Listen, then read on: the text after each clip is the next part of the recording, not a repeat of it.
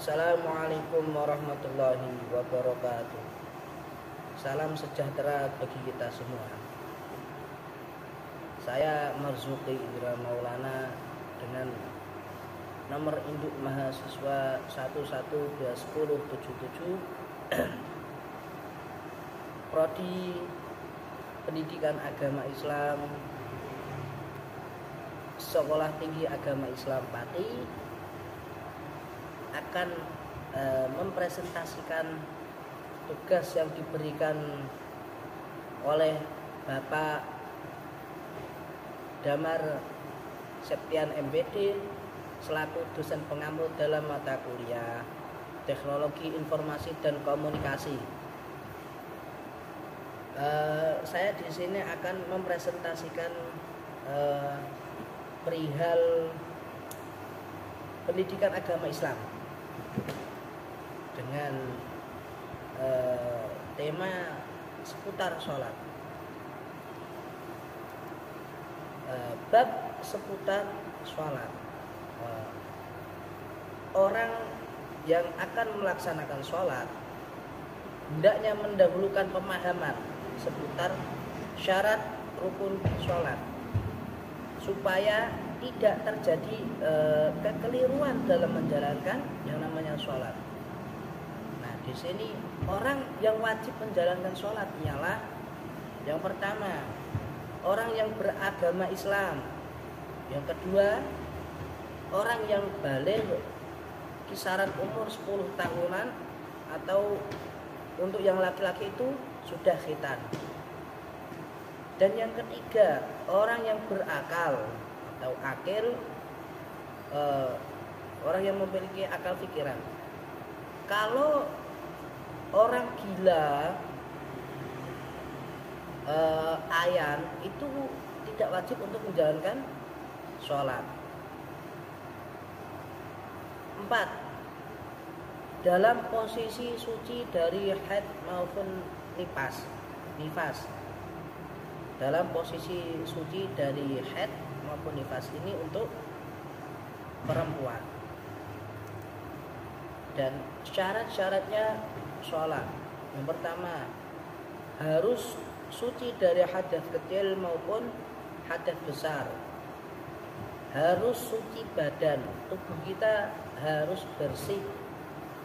Yang dimana bersih dari entah itu darah, entah itu dari nanah atau kotoran segala macam. Suci pakaiannya yang dipakai harus suci. Juga tempat untuk kita melaksanakan sholat itu juga harus bersih dan suci. Dan yang kedua, harus menutupi aurat. Untuk yang laki-laki, auratnya dari pusar hingga ke bawah dengkul dikit, itu merupakan auratnya dari laki-laki. Dan sedangkan yang perempuan, aurat perempuan seluruh tubuh kecuali kedua telapak tangan beserta muka. Yang ketiga, harus pada waktu yang sudah ditentukan. Tidak mungkin kita sholat pada waktu yang tidak ditentukan. Yang keempat, harus menghadap kiblat. Kiblat itu menjadi acuan patokan di mana kita sholat. Itu arahnya itu di sana. Semisal kita sholat membelakangi kiblat, itu tidak boleh, harus menghadap kiblat. Harus melakukan syarat rukunnya sholat. Yang pertama, harus niat sesuai dengan sholat apa yang hendak dilaksanakan. Semisal sholat maghrib, ya niatnya pakai sholat maghrib, tidak mungkin kita pakai sholat zuhur. Terus yang kedua, dalam posisi berdiri, kecuali orang yang tidak berkuasa untuk berdiri, dapat menggantinya dengan posisi duduk. Apabila duduk itu masih tidak bisa, maka dengan tidur secara berbaring. Apabila masih tidak bisa, maka dengan cara terlentang. Dan masih tidak bisa lagi dengan pakai isyarat. Isyarat itu bisa menggunakan kedipan mata ataupun gerakan bibir. Apabila masih tidak bisa, maka menggunakan hati dan membaca takbiratul ihram, Allahu Akbar. Itu keempat, membaca suratul Fatihah. Yang kelima, rukuk hingga tumakninah. Rukuk itu hingga tumakninah itu diharuskan rukuk dengan sungguh-sungguh. Yang ketujuh, sujud 2 kali hingga tumakninah. Yang kedelapan, duduk di antara 2 sujud hingga tumakninah. Yang ke-9, duduk tahiyat akhir. Yang ke-10, membaca tahiyat akhir. Yang ke-11, membaca sholawat sesudah membaca tahiyat akhir. Yang ke-12, membaca salam. Yang ke-13 harus tertib.